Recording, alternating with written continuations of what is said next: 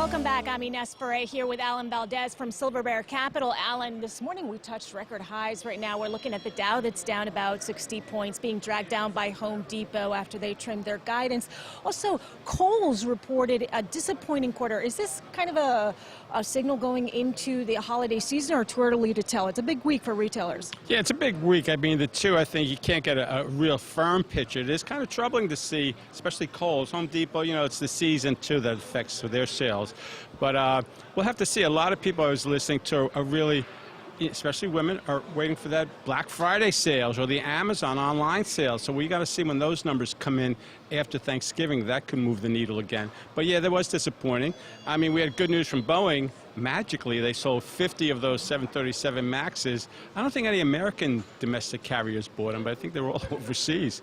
But otherwise, you're right. We're trending down. We'll probably keep trending down the rest of the day because there's nothing to move the market, basically, today. All the earnings are done for the day, and now everybody's watching the impeachment hearings, and that's about it.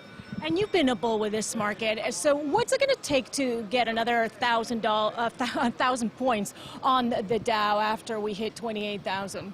Well, you know, I think a couple of things. One, of course, the trade deal. If we see some really firm trade deal take place with China, that'll move the needle. But also, like we just mentioned, retail, I mean, consumer spending is 70% of this economy.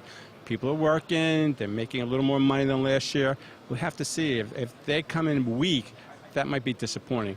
But even with China, it seems that investors are sort of shrugging this off. We don't have a phase one signed yet, and yet we're hitting record highs. We're hitting record highs, but in select stocks, like today, really, if you look at the weighted average, you just mentioned it, 2 stocks took the market down, 1 stock took it up, Boeing. So, I mean, it depends on what stocks they're in, but the Dow stocks, there's only 30 of them, they can move the market drastically, and we have, what, 3,000 stocks down here. So you got to look at the whole picture. A lot of times it's a quiet day, be it the market could be up 100 points on IBM.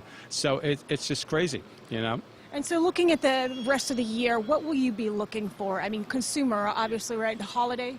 Yeah, it's all about the consumer, and I think we're going to watch that closely. We'll see the other numbers come in, and we saw Walmart earlier this quarter, and they had great blowout numbers. So we'll look at the whole picture, not just the two here.